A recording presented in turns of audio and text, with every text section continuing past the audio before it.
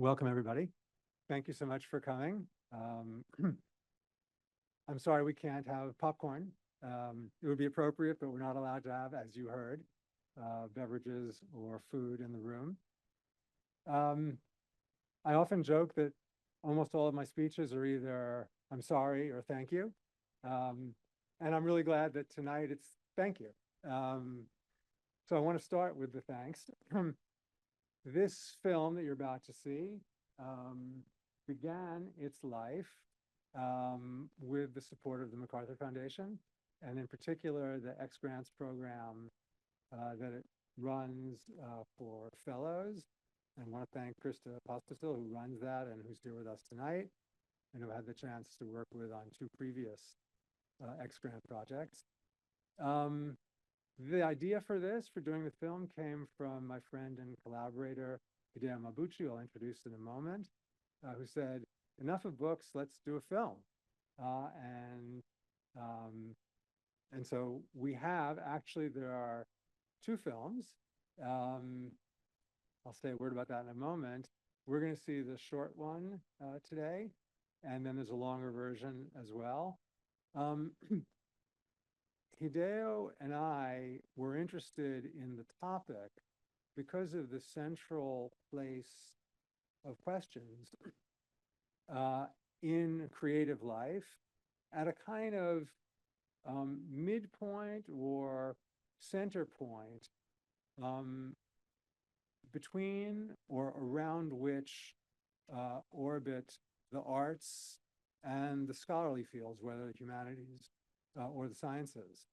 And it seemed like a wonderful way to both dive deeper into creativity and research in particular, and also at the same time to disaggregate a little bit, as if on a spectrum, the different positions that artists, scientists, and humanists might occupy in asking questions for their work.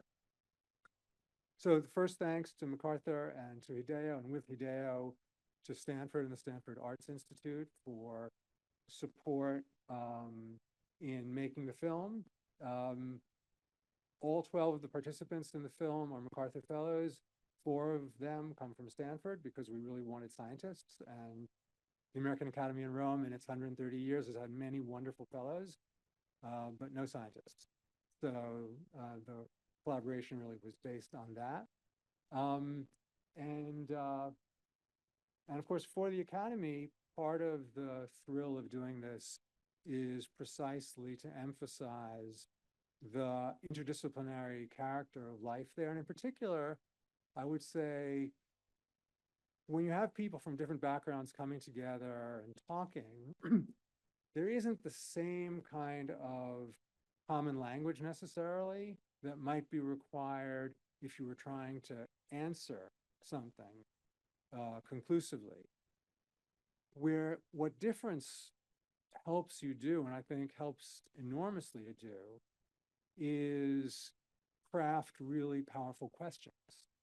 And so question asking is really the main activity of the American Academy in Rome. And in that sense, this film cuts deeply to the heart of our mission and why it's important for there to be an American Academy in Rome doing the kind of work that it does. I'll just say one other thing before I get hooked off stage, and that is that there's a polemical character to the film too, not just a kind of expository one. And that is, I think Hideo and I both feel that we live in a world that pays far more attention and honors far more the giving of answers than the asking of questions.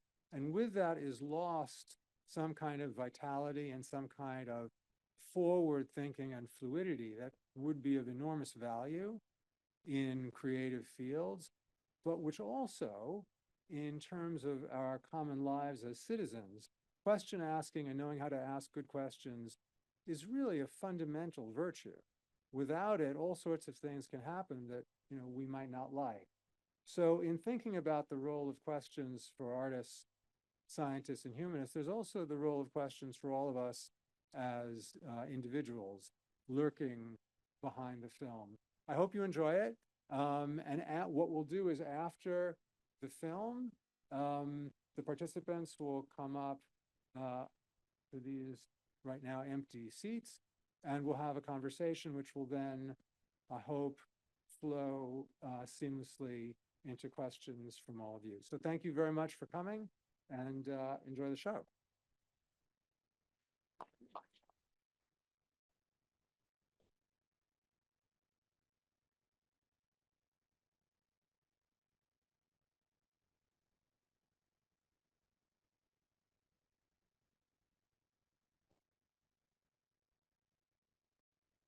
So often you're looking at the data and you just notice something. Maybe that brings to mind a question. You're like, wait, is that really what's going on? And I feel like in the social sciences and in linguistics, that often the interesting questions come because we have really rich data. It's data about people and their interactions. And, you know, we don't know going in exactly what's going to happen. We have a broad area of interest, and the question kind of arises itself. In some sense, part of the joy of science is that we don't always need to have one single question we're going after. I often have in my mind, I would say, more of a space that I want to explore, right? And as I explore that space, new questions come up. Questions are a tool of the imagination, especially when you're dealing with pre-modern history where the sources are preserved haphazardly, sometimes, you know, in not very great quantities. They're often very lumpy. You have kind of big gaps in your knowledge. You have to use quite a bit of imagination to figure out what you can't see, what the sources aren't showing you. Like, what is it that the sources are not making visible to you? That's where imagination comes in, but you can't really get that imaginative process going until you ask questions. This question idea, I think I do prefer to James Baldwin when he talks about the purpose of art. Now I should get the quote exactly right. And if you could find it, you could have it below this. But I interpret what he said. The purpose of art is to excavate the question that's been buried by the answers. There's a park on the south side at Amsterdam and 63rd, Damrosch Park. Over time, it pretty much created a wall to San Juan Hill. Immediately when they say we want to tear the walls down, my question is, why is the wall there? Then you see Moses, you know, mid-century modernism coming up with these arguments for slums, labeling poor neighborhoods as blighted so that they could bring this new architecture there. And so in a way, they were questioning, right, the city in a different way, interrogating in a different way. And so I'm just trying to flip the script on the other side and sort of from bottom up, what will be the questions I would ask? In my own research, I found that you arrive at an answer and you arrive at something original, and only then can you state the question. It's not as if you stated the question and then went and found the answer. You actually arrive at something novel, and then you can go back and formulate a novel question. If you shoot an arrow at the barn and then draw the target around the arrow, then you have discovered something, but perhaps not much. If you permit the results to inflect the question, then you're liable to produce false positives because of random patterns, which will just naturally occur. This is bad for scientists, but it struck me as I was hearing about this that it's precisely what a poet does, is to p-hack the data, throwing out the outliers and concentrating on where the signal seems to be coming in. I think that's because the claim on the poet is not to correspondent truth, but to emotional coherence. I think very often a question can be a defense mechanism. But the purpose of the question is to kind of like giving a baby a pacifier so it will, you know, be quiet and get on with what it needs to do so that in the background, the larger unasked question can have its way. We know in principle, if we can control our quantum mechanical systems well enough, we can make resources that will allow us to have better atomic clocks or better computers. And it's a matter of, there's a how question there, how do we build the system that will let us do that? How do you break through these silos of power that were historically meant to exclude you? How do I reorganize myself to be empathetic to someone else? You normally ask a tree, okay, how can you provide shade for me? But we never ask a tree, how can you help me talk about indentured servitude? Or tree, how can you help me talk about segregation? How do I build a work that is both beautiful, because I love beauty. I love beauty. I love the sublime. And at the same time, has a sort of critical underpinning that hopefully assists the viewer in asking a set of questions about who they are in relationship to the power that is being revealed. You can tell when someone has it. You can tell when someone has this inner question that belongs to them and no other, that hasn't been grafted onto them from the outside. It's something that you ponder over in your mind. What are they doing? What is this quality? What is this devotion? How much does a question ring almost and shakes your soul? And how far would you go to pursue it? It's very personal. But I think something that early on we don't share, because it almost feels like science is some kind of a system. You come in someplace, you graduate, you arrive, and you're given a class of questions or what is allowed and not allowed. And I think that's really is broken. Trying to blur that boundary, and especially making sure that questions people are pursuing are deeply meaningful to them, not because of society at large, but just deeply meaningful to them, is something that I've been thinking a lot about. That questions need to be your questions. Yes, questions need to be relevant for others, but I think it's really important to own those questions and really care about them. That's why it's a creative act to have the questions, but it's also something that will continue to drive you through your career and continue to make you motivated to find answers, because it needs to come from inside you. What is your purpose? What is the courage of the question that you are asking, and what could it mean for the world? I often have an idea that's in the back of my mind for a long time, and it's sort of developing in my subconscious over years and years until somehow I get to the point where there's that right combination of it's the right time and the right people are there to actually make that project happen. Our contemporary world does not lend itself well to giving questions space where they're not like under the pressure of a deadline where you can muddle with them a little bit more. So I think that's something I have to keep relearning for myself about questions, because the outside pressure is so much about like finish this, or what are you doing? So you have to protect that space. I think that's why artists have studios, among many other reasons. It's kind of a space you can hide with your questions from other people, which I love about being an artist. Artists are not always reliable sources when it comes to what their work is really about, because sometimes it's really hard to admit these things to yourself, much less someone else. A lot of what happens in interviews is like a frantic deflection. And so you're frantically trying to, it's like you've got this little candle flame and you're standing in a hurricane and you're being like, trying to protect the flame. If you're constructing a question based on some things that or some things that you might really wish to be true, that's not productive. But if you're asking questions because you're experiencing what Carlo Ginzburg calls the euphoria of ignorance.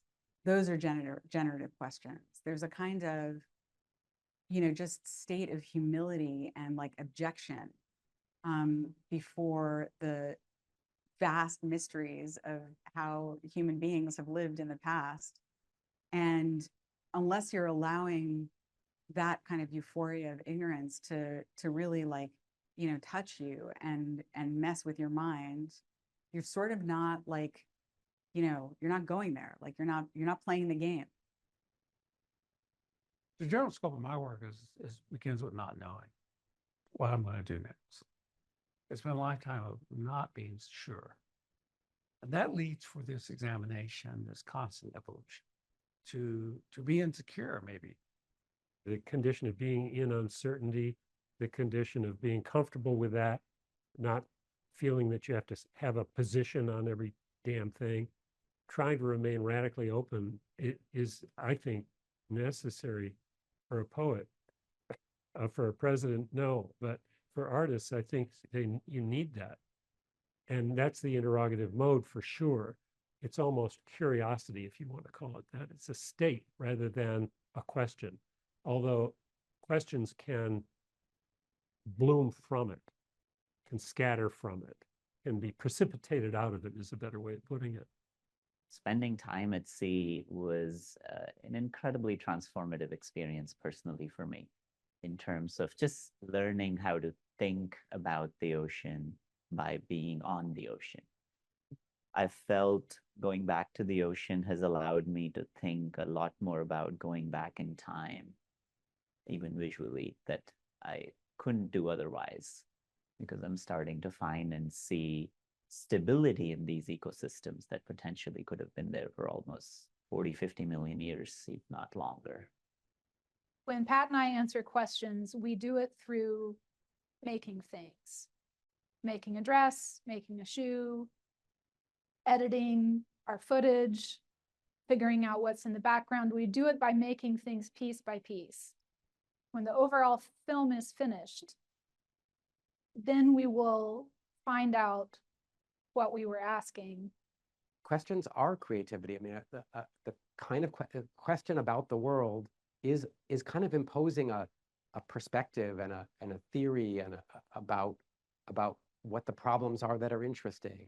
And so I think as a scientist, if you're asking questions, that's certainly a creative process.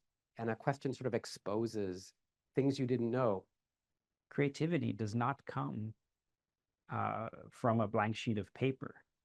Creativity strikes when you have some constraints. They could be disciplinary constraints. They could be the context you're working in. The architectural challenge is, really like, how do you get all these people that were working in all these different areas? What are the commonalities, and how do we bring them together so that they can work interdisciplinarily and effectively, and also just feel that they have a home together? It is the essence of creativity. That you ask yourself a certain set of things and ideas and questions that you want to probe, and you spend your life trying to answer them. I'm never happy with anything I do. And it's intrinsic because you've seen farther and you feel there is so much more to go. And I think that frustration definitely is an engine for creativity. I don't know that you ever answer questions if you're really creative. I feel like each question just ends up with more questions.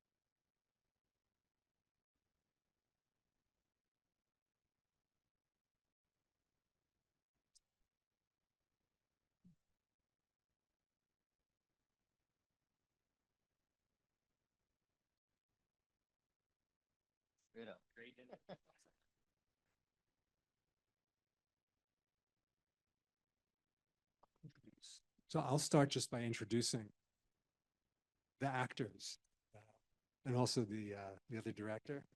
So just a second. To my right, Walter Hood is the creative director and founder of Hood Design Studio in Oakland, California. He also is professor at UC Berkeley, lectures around the country. Many awards and prizes. Germane here is a 1997 Rome Prize and a 2019 MacArthur Fellowship. Next to him is Hideo Mabuchi, who's a physicist by training and who explores the nexus of conventional scientific research craft as a ceramist and occasional textile maker and interdisciplinary humanities. He's currently the chair of Stanford's Breath Governance Board and Denning Family Director of the Stanford Arts Institute, and he received his MacArthur Fellowship in 2000. Next to him is John Ochsendorf, who is an engineer and designer on the MIT faculty since 2002. He was director of the American Academy in Rome between 2017 and 2020, and has been, since 2022, the founding director of MIT's Morningside Academy for Design. He got his Rome Prize and his MacArthur in the same year, in 2008. And next to him is Mary Reid Kelley, who combines painting, performance, and poetry, and video. She works with her husband, Patrick Kelley. You've seen some of the work there. She's been exhibited in many places. Her 2021 video, The Rape of Europa, was commissioned by the Isabella Stewart Gardner Museum in Boston and is now on view in Athens. And she received her Rome Prize in 2012 and her MacArthur Fellowship in 2016. And now, before I turn it exactly over to Hideo, just also to thank Esteban Escobar from 5 O'Clock Films, the director, who's in the audience. So thank you very much and congratulations.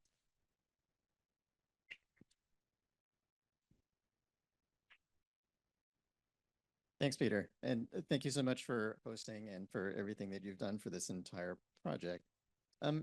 So I thought I would start with a couple of questions. Well, just a question about the film. Right. So the question just for each of the panelists, if they have a response they want to offer, is, was there anything anybody said in the film that caught you by surprise or that you found particularly interesting for some reason? Like maybe a shared sympathy that you were surprised to hear somebody else voice?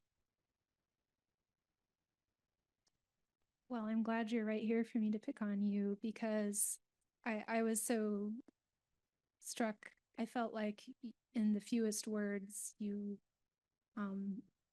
got the most accomplished by saying that you don't know what the question is until you're done. And it's hard to put it better than that. So that really did strike me, and yeah.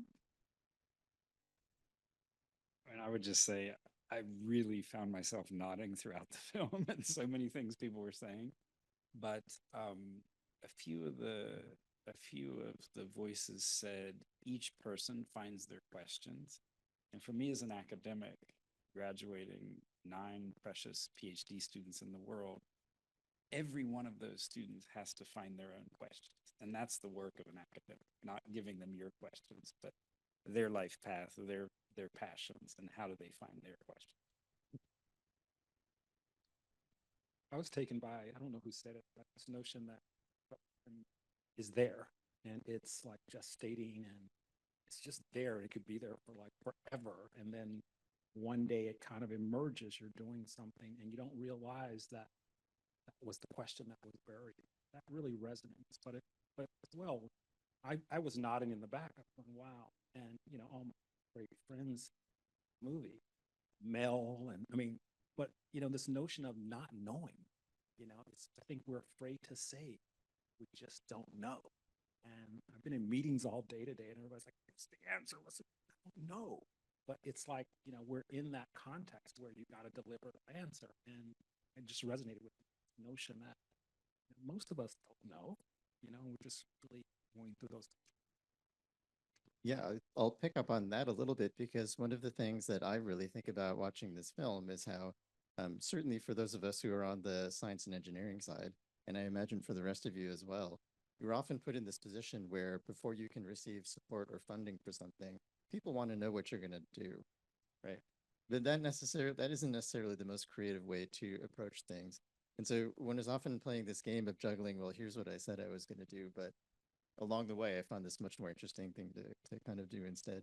Does that happen? I imagine that happens to some of you as well. Yes, it's funny because I've written many grant pitches and that I got there and it was a completely different thing. I mean, I think that happens to practically everyone at the Academy in Rome because Rome is such an amazing environment and so much is waiting for you there. I guess if you don't mind, I think I would take the premise a little bit farther and say, one thing I've been seeing a lot recently is institutions kind of preempting questions on the part of artists, or I can only speak for artists. This is the only really part that I am watching, but I'll just give you an example, and I'm not to pick on climate people, but there's I've been seeing a lot of climate grants for artists to make work about the climate. I have no doubt that there are artists out there who have their soul in those questions, but I think that to kind of interfere with the motivations of artists who are always poor and always searching for prestige and money and shows, I really wonder if that's the best way to get good work, much less good outcomes in terms of climate. I might pick up on that and say a lot of the world we're in right now, people are worried about risk. It feels like there are many more lawyers in the room than creatives, with all due respect to any lawyers in the audience. And so, no, we don't do projections on buildings here because that's just a blanket ban. Projections on buildings might force us to ask questions. I say I'm grateful, very grateful to both the Academy in Rome and the MacArthur Foundation because supporting risk-taking, out-of-the-box thinking, in my case as an undergraduate studying Inca suspension bridges, grass bridges in the highlands of the Andes Mountains that, many professors were like, well, why is that interesting? And I just knew there were interesting questions there, a 700-year-old grass bridge that nobody knows about. Yeah, I wanted to, because I think this is related to what both of you were just saying, that I think before conducting all the interviews that we used as the basis for this film, I would have said that there was a general stereotype that what scholars do, right, what scientists and humanists do, is we start with a question and proceed to the answer. Whereas I had the impression that artists will very much more often work the other way around, of starting from something that really just seems like an interesting answer and then working backwards to figure out what's a question that frames this so that it has the kind of impact that I wanted to have. It's a bit of a softball, but I don't know if any of you have thoughts about, is that stereotype valid? Definitely. I think mainly the point for artists is to just to get into a state of motion, so you're not in a state of stasis anymore, almost no matter how you do it. Sometimes, sure, it's a great question. You're struck by inspiration, awesome. Sometimes it's just by sheer panic, a deadline, or anyways. But once you're not in the stasis anymore and you're in motion, that kind of welcomes different presences to come and work through you, and that's how I think it works.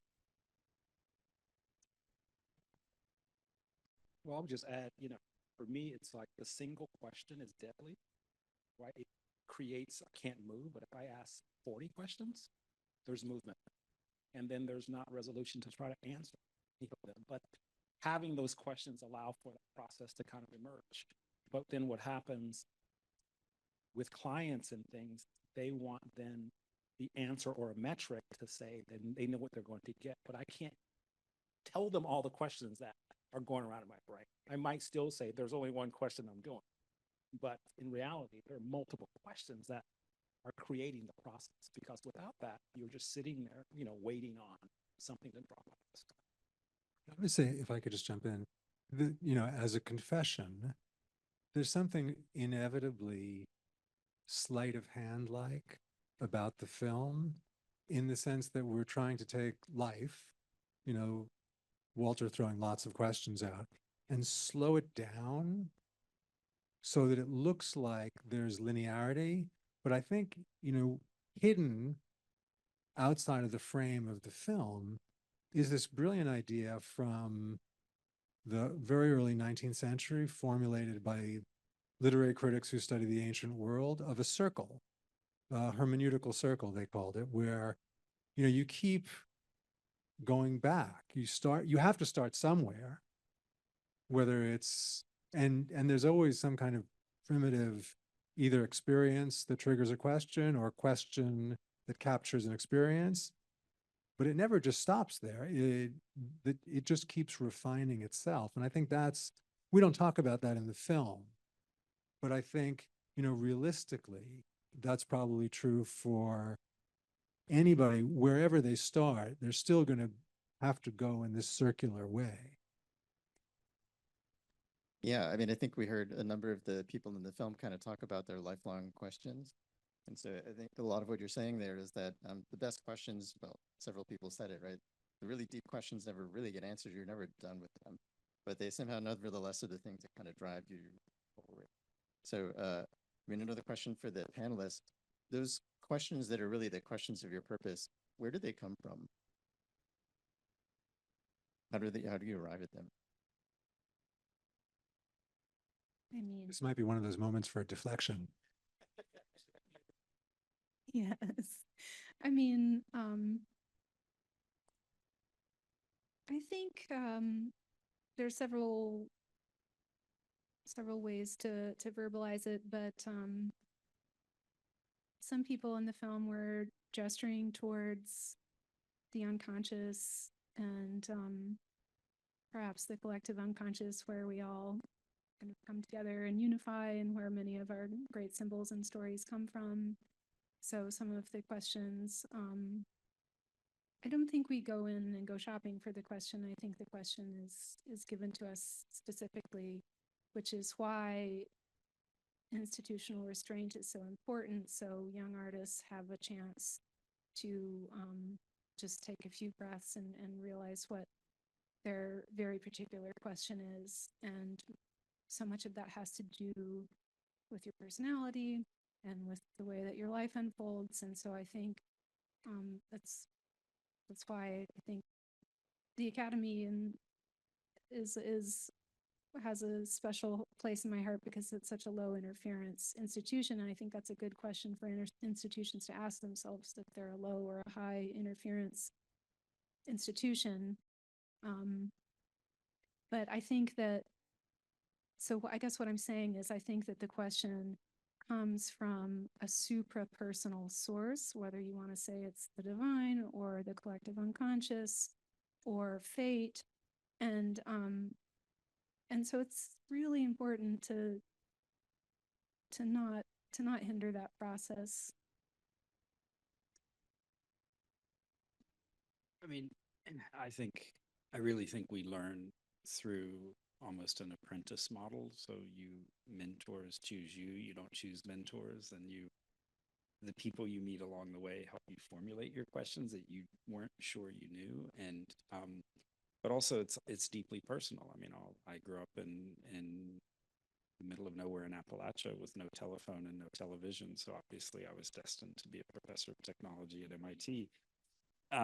But what it meant is that I always had a deep skepticism of technology and also institutions of higher learning, because I met fourth generation banjo makers who were geniuses, but they didn't have a formal education like anyone on the stage. And so how do we think about that? How do we find our own questions? I think a lot of it has to do with each of our paths and the people who supported you along the way, and saying, oh, that's an interesting, why don't you take that and run with it? And that takes courage. I mean, I think, oh, sorry, Walter. I was just going to say, you took the words out of my mouth about people you meet along the way or their mentors. Because, I'm constantly questioning, why am I doing this? I'm in a profession where I'm all alone all the time. There's not many that look like me. I'm at a university. I'm in these places where I'm like, why am I here? And I can kind of see that it is that kind of those mentors that instill something in me that said, I have to be there. I don't know why, I still don't know why, but I know that I have to be there. And I have to be there because if I'm not there, then maybe no one's there. And in a particular way, then that's kind of a condition that creates a drive. But the drive for me is still, I still don't know why, right? And I'll probably take it to my grave or wherever I go. But this notion that I think everyone is kind of searching for why you're doing it, but I think you miss that the reason why is you're doing it, right? You know what I mean? That it's not there. It's like you're living it into a certain degree. And I think that's better than having an answer for a question. And I think as you get older, you kind of see that around you, that it's not the question being answered, it's that you had questions that then created this world that you could then live in and actually navigate in things. No, I was just thinking, I mean, your answer is a very deep one. I was going to say something much more superficial, and I wonder maybe how they interact. I mean, our reward system is very much geared towards keeping people in the box, right? I mean, the mentors, it's almost like a kind of insurgency that you're describing, where even the mentors are operating in some sense against the system in which they are employed or fixed. And I wonder if you think that too is necessary. It's part of the constraint that you have to push against a system that discourages this kind of question asking, because if it were otherwise, maybe the questions would be weak questions.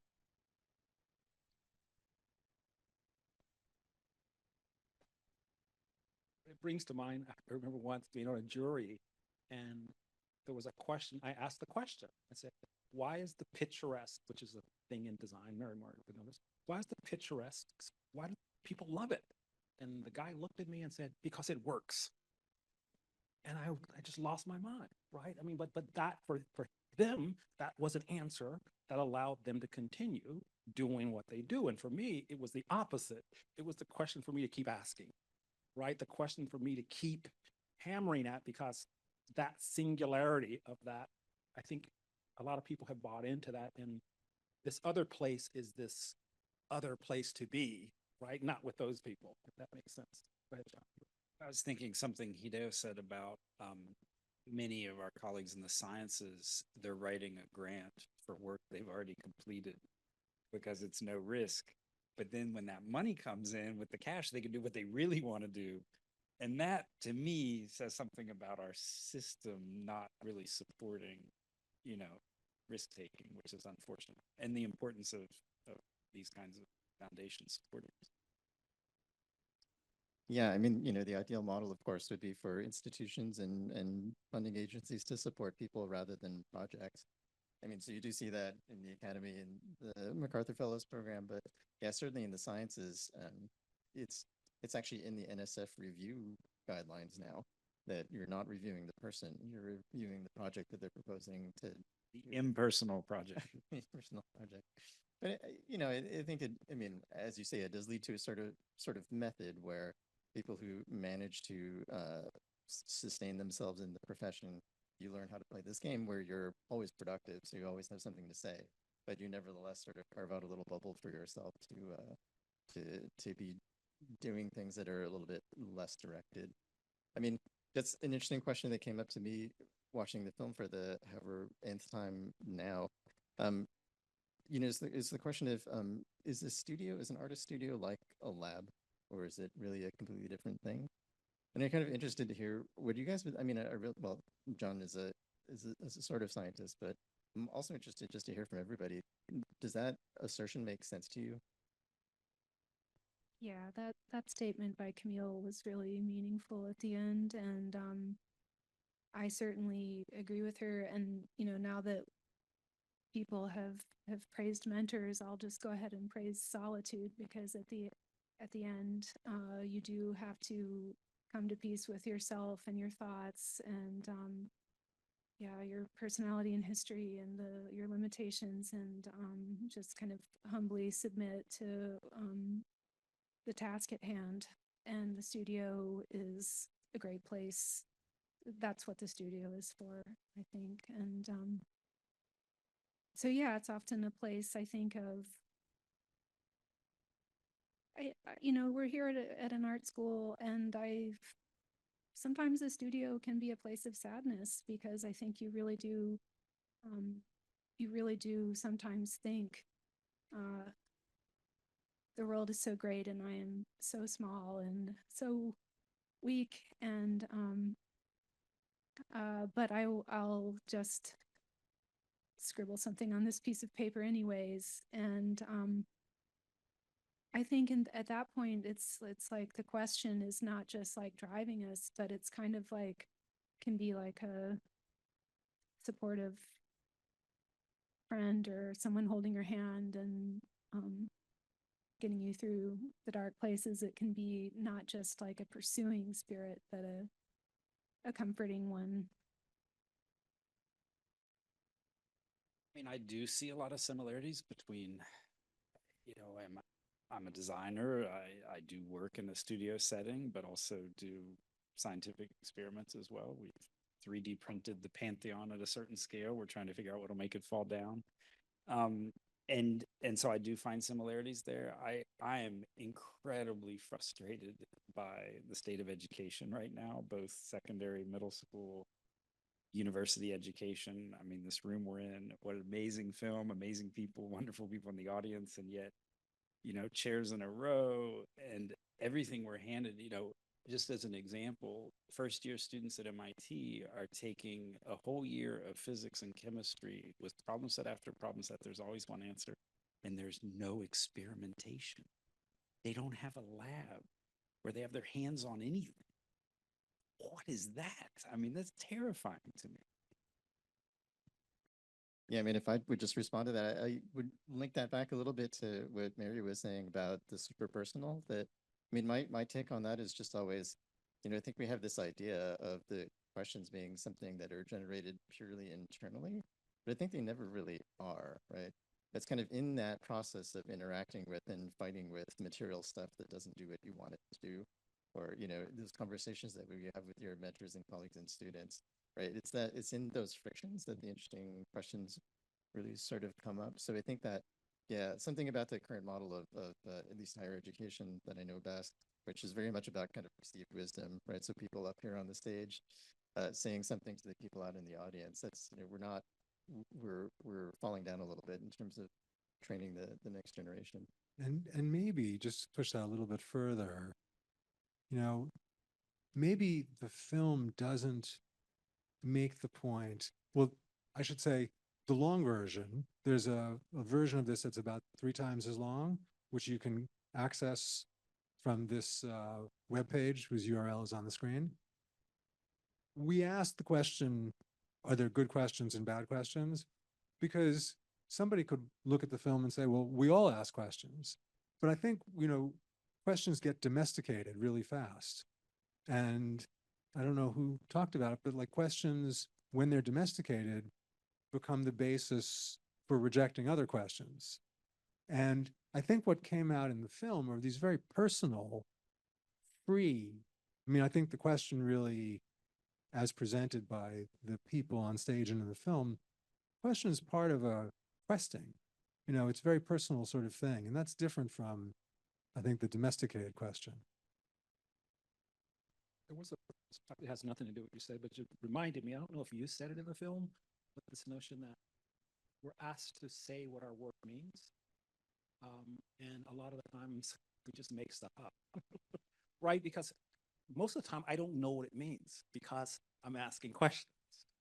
But I'm taken by this, that in the university at school, we have these things called juries and things, and we ask the students to present the work and then tell tell us what it means. And then if we don't agree with what it means, we then tell them it's wrong. And tell them what it should be. It's right, it should be. And we've been experimenting, and the students hate it, with just put the work up and just have people come in and take a look at the work. And of course, they sit there and they're like, they want to say something about the work, but we're like, it doesn't matter. Let people go in and you can see then what they might see in your work, which I think is more valuable, right, than them telling you what it is. But they've been taught a certain way, so they reject that immediately. And so my reviews for teaching that class, of course, were like negative, and my chair was like, you cannot do that again. And so this idea that, how do we get out of that? And, it's one of those things. And when I say I don't know what it means, it's when you ask a lot of questions of things and you make a work, you want it to become in a way, right? Whether it's architecture or art, you want it to live on its own without having to come in and have a pedagogical display or something that says something about it, which to me kind of kills it. It kills the questions. I almost wonder if something towards your point could be achieved if we didn't ask people, what are you working on? Or if we didn't have to give accountings of our careers in terms of what we've done, but rather what we've asked. Because that immediately, and there's the deflection problem. But once you say, like, explain the arc of your career in terms of the questions you've asked, it makes it very hard not to become personal. And it would be an interesting kind of tool if we wanted to move the needle a little bit on this, to force people to acknowledge the relationship between themselves and the world and the work that they do, which is probably true for everybody, but not everybody wants to own that. Yeah, I guess I don't think it's necessary to really enter into a lot of recrimination on that score, because I think it is too much to ask and would be too hard to be constantly living in this state of really deep excavation. And that's really kind of the trick that you guys pulled off in the film, is you got us all to talk about this. And this is, actually, I really like the short scale of the film here. I'm critiquing you. But it's a really light and kind of delightful tour over some sensitive stuff. And we just can't, it's okay to use the pretexts and to use kind of the pacifiers and to interact with each other on this way, because in those moments when we are able to sink into a deeper dialogue, those just don't happen all the time. And if you are lucky enough to have this happen sometimes, then you've really been given a lot. And in the meantime, I really think that the pretexts and the surface things, these aren't contemptible at all. Like, they're really important, because we simply, you just like can't stare into the abyss 24 hours a day. And I don't think that's what's being asked of us, actually, as mortals. Yeah. I wonder a little bit, so a number of things that you've said, it's more like, well, sometimes the question, at some point you call it a pacifier in the film, but then also just now in your conversation here, I think I hear you saying something like, if you really kind of go into that completely open-ended, deep state of inquiry, it's scary and you can feel inadequate to it. But sometimes having a question that you're focusing on, it's like little blinders that help you feel a little bit more secure. And so it plays a role that way. But I did also want to think just as a tie together for something that you've all said just now. So if I think about especially an artwork, and we can come around to thinking about the scholarship side of it, I think we're used to often thinking about an artwork should be something that's more like an answer. But maybe what you're saying is that an artwork is something that's more like a question. I think is that fair?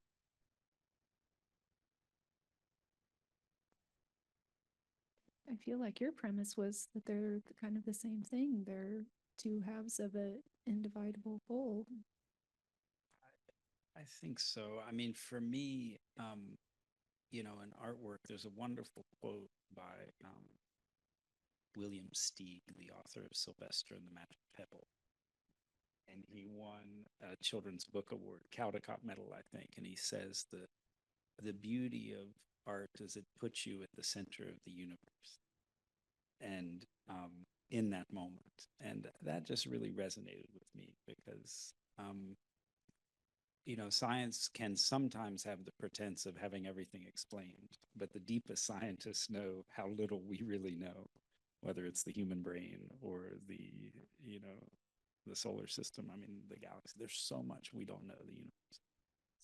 So for me, I think they are two sides of the same coin, but art for me is the center of the universe and gives us meaning, and that's the joy of being at that table in Rome where you spend all day thinking you know the answer to questions and then you sit next to someone who asks new questions you've never thought of before, or you go to their studio. And for those of you who haven't been to Rome and had this chance, please do it because it's amazing. Yeah, you know, just being representing the scientists on the panel, I often feel like our training about questions when we're in graduate school, people try to teach you to ask good questions. And what does that mean? It means that you want to learn how to ask questions where you know they can be answered with near-term technology and methods. And no matter what the answer is, it's going to be informative, like you're going to learn something from it. And so, I mean, the way that we think about questioning in at least the natural sciences is very much that they're vectors towards an answer. And that's the kind of point of the question. But I think, you know, the little bit of experience that I have working in a more creative vein, I mean, I think I react to questions in a very different way, that really what I want from them is just a provocation. Like I want a question to inspire me to do something new, and it kind of doesn't matter what it is. It can actually be completely off point. But yeah, I don't know. You know, I work with a lot of scientists. I teach in the landscape architecture and environmental planning program. We have geomorphologists, we have, you know, and they kind of live in this world of answers where the designers, we live in this world of like ambiguity. And putting those two things together, the students choose. Which one do you think the students choose? They always go with the answers. They're afraid of the ambiguity. The ambiguity is scary as hell to them. And so by the time thesis comes, they're all doing science-based theses.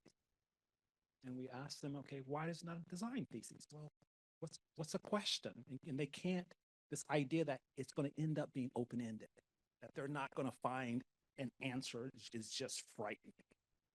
But that's something that I've lived with for the last 20 years. And I'm constantly having conversations with my friends, my scientist friends. And so we have this one thing about blackberries and salmon. I have a colleague who spends his time unearthing creeks with, I guess the question is, how do I bring back this nature that used to have salmon spawning and all of this? And I'm like, you can't, right? Let's grow blackberries, right? That's a thing that I can't predict and it's going to make something. But we've been talking about blackberries and salmon, but he's been doing salmon and I've been doing blackberries for 20 years.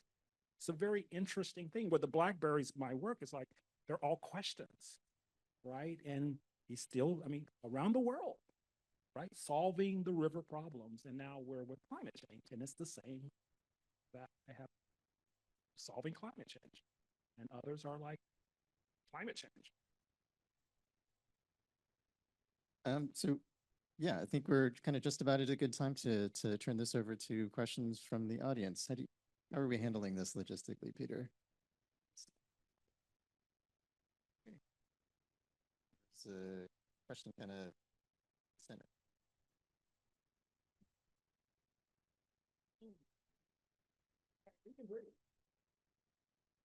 Maybe I think we're being recorded.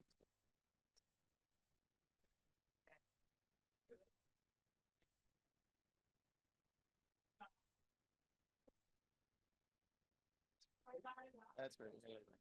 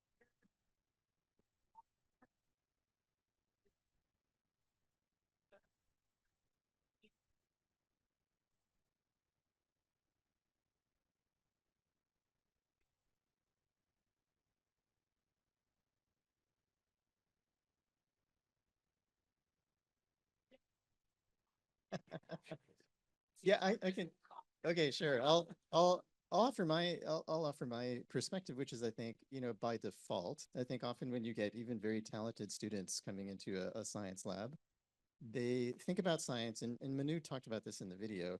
They think about their job as choosing a question they want to pursue, right? As if the questions are already there in the field.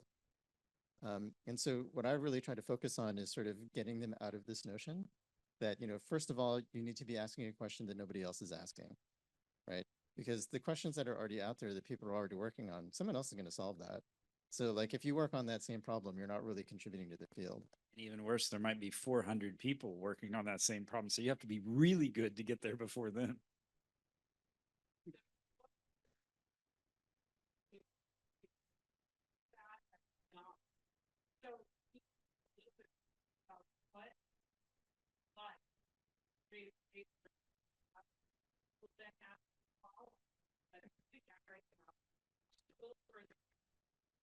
Well, I can just share very quickly. I take this responsibility of taking on a PhD student. And for me, it involves a lot of listening, what it is that moves them, what it is that makes them tick. I actually spend a lot of time with every PhD student learning what were their life projects that they most enjoyed and why. And I'm not saying I've cracked the art of advising PhD students, far from it. But there's something beautiful that happens when you create that space where you're not saying, okay, let me tell you what you're going to work on. Right. And that to me, I mean, my faculty colleagues who have an army of people doing exactly what they do is so boring to me. I'd rather have those deep conversations with each student to figure out what they like. Did you say that you're on something like 9 advice? Did you say that? 9 and 22 years. Yeah. 22. And I have a grandchild, academic grandchild just hired on the MIT faculty, and my PhD students, many of them have had like 20 PhD students. I'm like, what are you all doing? How can you create the space that you talked about? I was going to say, because I'm a little bit more in the mass market where I'm on my 40th PhD student, something like that. But I mean, like, they don't listen to me either, right? So it's a war of attrition, right? So I kind of feel like, by year 5 or 6, when I'm constantly nagging them about like, oh, that's such a boring question, right? Or, such and such, like, we already know the answer to that question. You don't really, I think it's just, it takes a long time that, I mean, I think also realistically, the film is made with people who are fantastically creative. So it's already at the extreme end of a bell curve. Kind of what we're talking about is moving everybody towards that, but not everybody's going to get to, because if we think of questions as a form of art, right? Not everybody's going to be great because it's a talent issue. It's the kind of the ineffable part of, but I think in the same way that there are various other technologies of liberation, right? Getting people to focus more on questions than answers is a form of liberation. I'll just add 2 cents to this. I'm working with my students now, design students in landscape architecture. And I've narrowed it down because of all the, how can I find, the questions that they are asking, which aren't helping them get somewhere. I just said, okay, what's the medium that we're working with? The ground, the sky, some trees, some objects, not a lot of stuff. And I have them listed. And then we have the project. And then if the project, let's say the project is I'm gonna solve climate change. I don't know what it is. Ask the tree. Ask each one of them, but ask the tree a question. What are you gonna do for climate change? Tree might say, I can suck up water. Another tree might say, I could be, that go through that. Now, some of the students get it. And they're like, wow, this is something that gets me somewhere. And other students are like, why would I do that? That's like stupid. I'm solving, I'm going to go here and do some science. And so for me, it's like asking the questions of the thing that you're working with, just like when I'm in the studio sometime with paint and canvas, I have to talk to that stuff. And we think that this building and the landscape, it's not made of stuff. And I'm walking down this stair, they were asking a different question to that stair, right? I mean, in some reason, but I guarantee you, they weren't asking the question, right? The stair was like, I want to make this thing. And so I think if we can begin to interrogate the stuff you're working with in a different way and have a more personal relationship with it, to me, I find solace in that because there is more questions that come.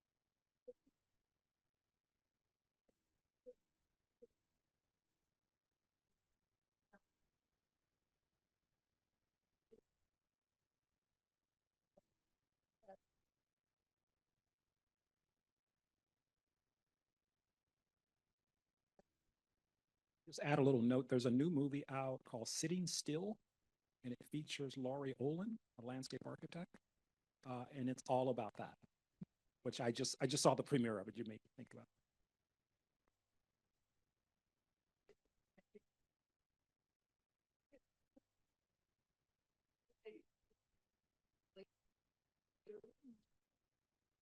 Yeah, I don't think you can take experience out.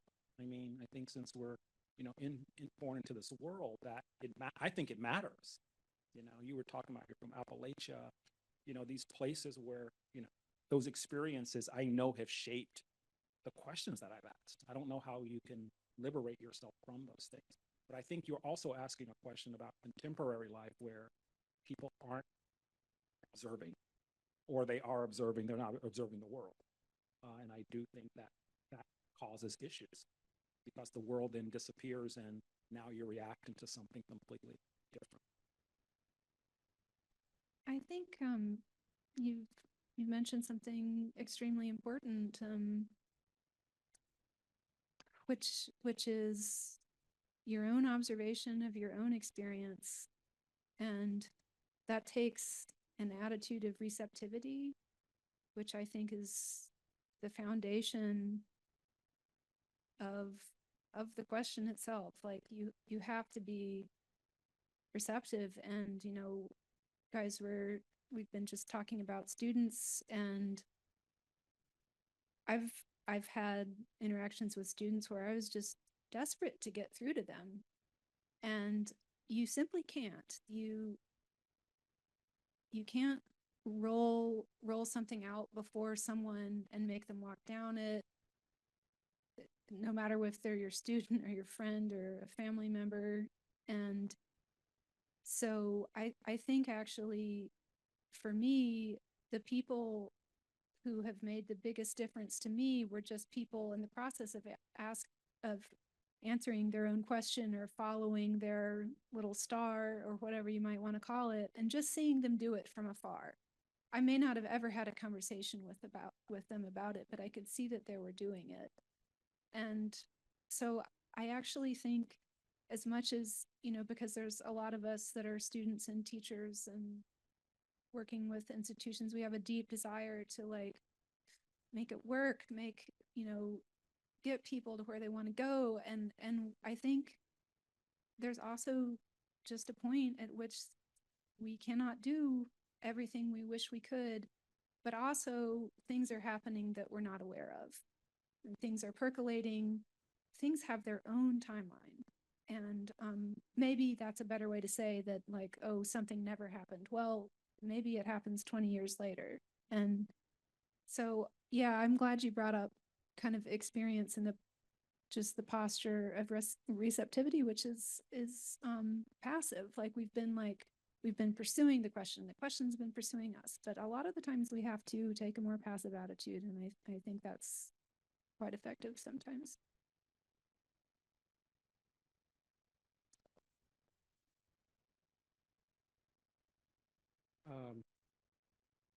When I walk into the room to teach at the beginning of a semester, the chairs are all laid out in straight lines facing one way.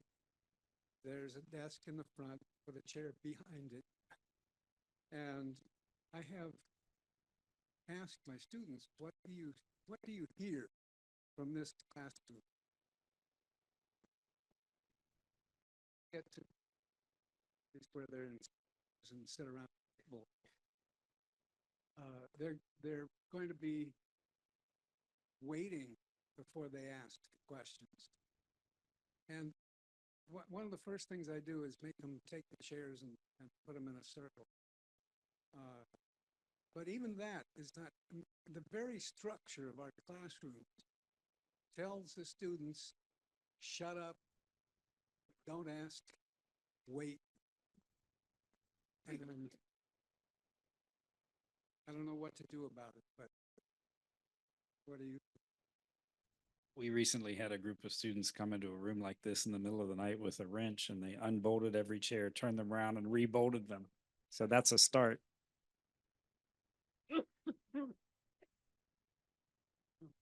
I wonder also if there's a bit of a generational shift going on. I don't know what the rest of you are finding, but I actually find with the more recent classes of undergraduates coming through, they don't want to talk to me anymore. They want to talk to each other.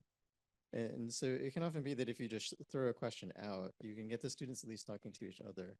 And if you can kind of step out of the way and encourage that, that's at least a way to get people out of their shell.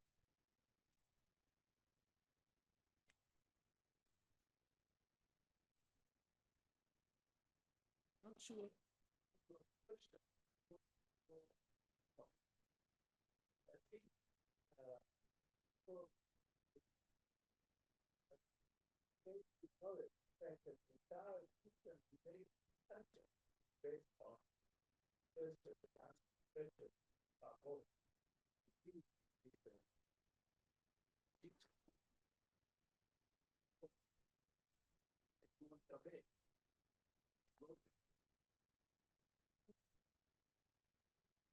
And then this result on the ground. The body that so if this kind of prediction is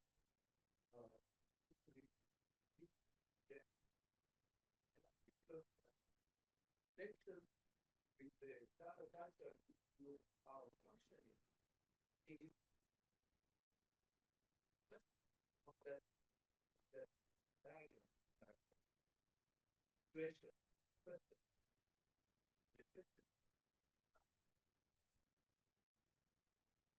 I mean, we could have, but the film was not trying to engage with the history of questions. Of course, you're right, there is a long history of it in all sorts of traditions. We could have talked about Socrates, we could have talked about the scholastic tradition of asking questions. I don't think that really has an effect on what we were doing here, in the sense that even in those earlier question asking traditions that you're pointing to, many times, think about Socrates badgering his interlocutors. The questions are not interesting questions. The questions are vehicles for answers that Socrates has prepared. And certainly, you know, if you read medieval works like Ramagno's book on the art of asking and answering questions, it's just an encyclopedia.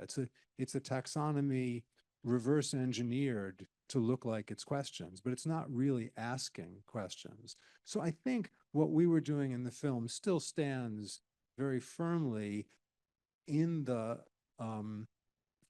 corner of identifying an art of questioning with a character or turn of mind, right? And that's different from many standard views of questions. Hi, the film is called Questions as Tools in Art, Science, and the Humanities. I want to focus on the latter half, art, science, and the humanities. This is a question for anyone, and I wouldn't mind hearing from everybody. What are the similarities of the artist studio or the designer studio and the lab, and to include scholars, the library, or the study?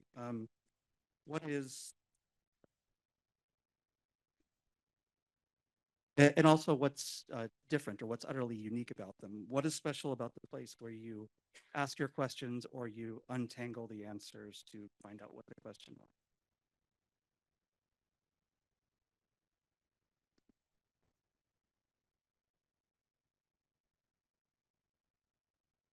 I'll jump in and offer a kind of an answer. I think, both based on my own experience and what I've learned from the 12 people that we interviewed in this process is that I don't think cutting this issue along disciplinary lines is really the right idea.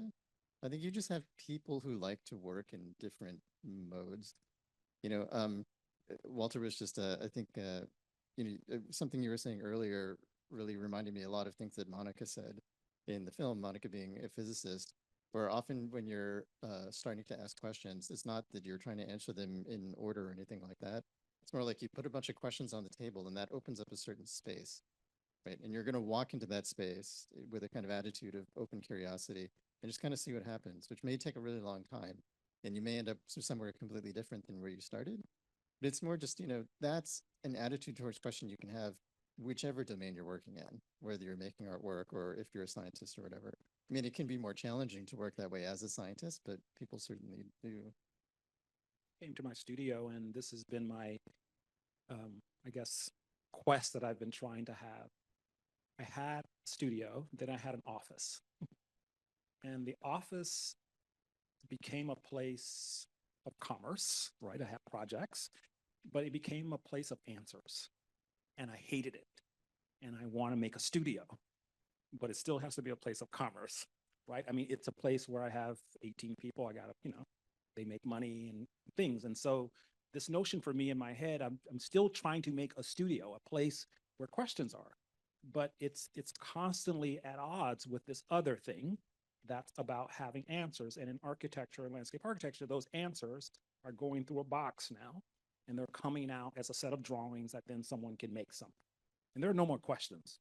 Once that thing goes out, the questions are done. And to me, I'm constantly trying to keep that space open as long as possible before it closes, and I'm losing. And that's why I think you came to my space, and I have one space that's about answers, and there's another space that's still about questions. And it's a tension that, I mean, for me as a creative, it's really hard, and I'm finding myself slowly removing myself from the place of answers and of commerce. So I might be living on the street one day, but it's this notion that, it's a choice I think you can make, but I do think it's that environment that provides that space to make things, and they don't need to mean. Like in my one space, there's just stuff. But the stuff is great because years down the line, I got stuff, right? That might be a good thing for this question. Where the answer thing, they always have to keep answering questions. That makes sense.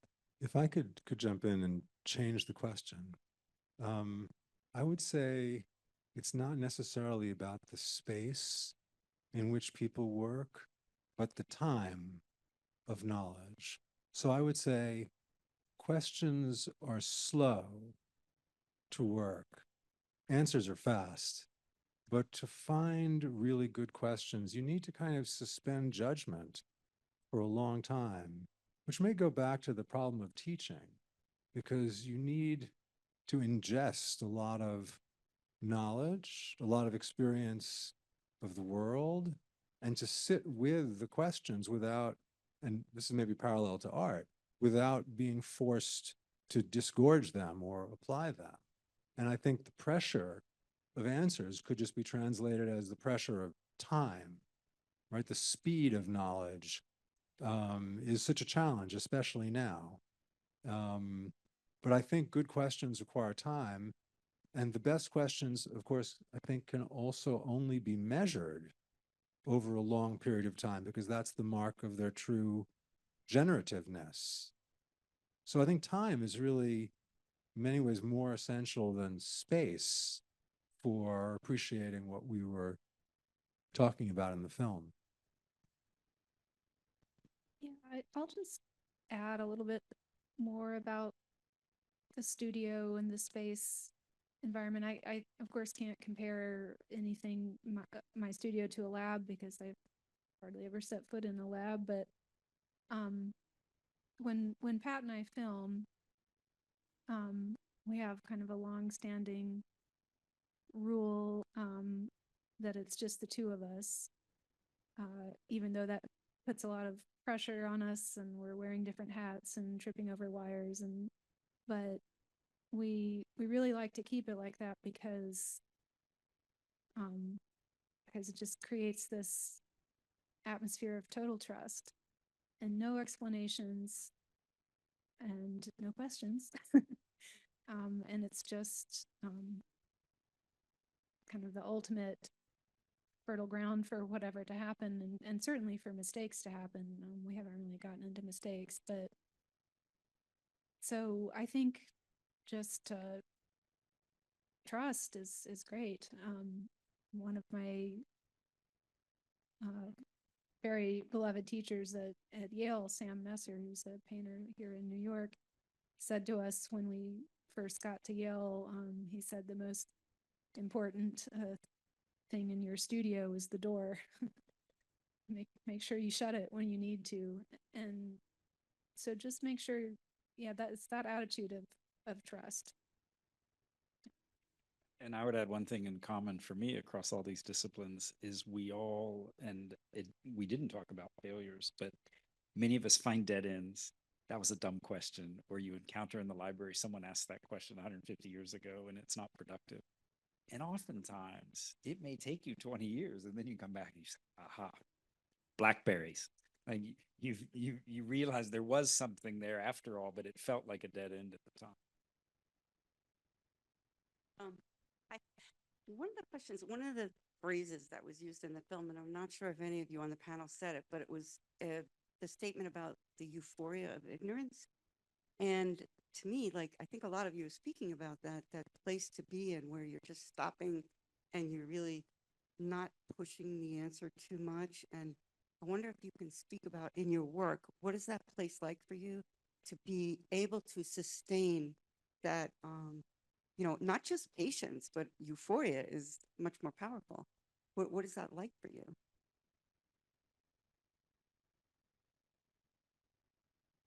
I'll offer a response while others are thinking.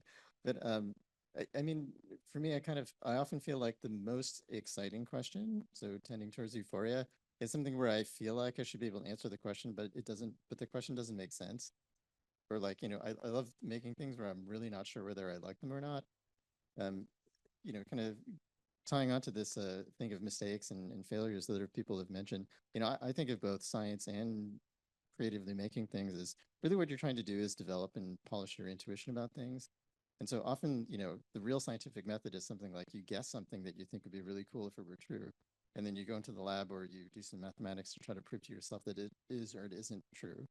And the best occasions are the ones on which actually your guess was wrong, right? Because that means your intuition was not right and you have an opportunity to actually improve it, right? So I think all those things about like ignorance or failure or mistakes, those are the really generative moments where actually you get to grow, right? When things really work out, you're not growing, you're just kind of executing some things that you already know how to do. And there's something beautiful about doing something that you've been told is wrong, right? You're doing it in the wrong way. And I can remember the first time I made a structure out of the same size members. And this is after going to architecture school where you're taught that as things go up, things should get smaller, right? And that there should be this hierarchy in structure. But I made something out of 2x2s and they were all the same. And I had to then brace things and do other things. And I know structure, but the euphoria there was I was in this other place where I was making something anew. And that's really hard, right? Because we're taught these things that, and you know you're wrong. And then I wish I could keep people out of the studio. And then someone comes, you can't do it that way, you know, and then you're subject to that. But that to me is the beauty of finding those moments where you know it's like, yeah, it could be done. I'm going to try it here because you get to this place, at least for me, where you just see something you've never seen before. You might see the constellation. You might see, you won't see hierarchy, right? You will see something else. I guess I've never felt the euphoria of ignorance, but I think I understand the basic recasting of negativity as something good, and in the discovery process and the artistic process. And so I think I've definitely felt a surge of emotion that is negative or supposed to be negative, but I realized it had found its place in the process.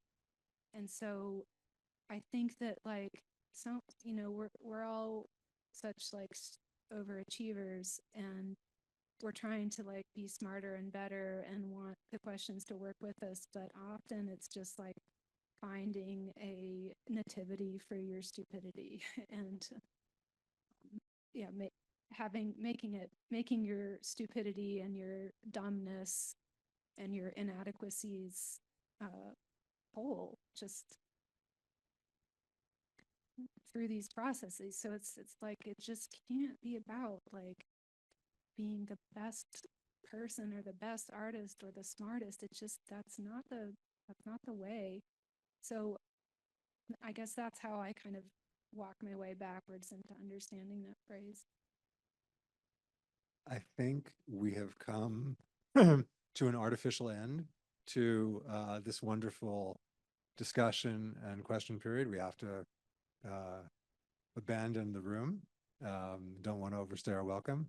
But I want, before we go, to thank panelists, of course, for their performance in the film and for their performance here on stage tonight. Wonderful presence and such thoughtful responses. And all of you for coming and for your questions and for your interest. We can continue the conversation informally outside. But for now, you deserve a round of applause.